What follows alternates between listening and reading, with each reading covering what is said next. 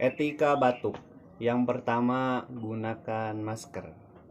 Yang kedua, tutup mulut dan hidung dengan lengan atas bagian dalam sepertinya.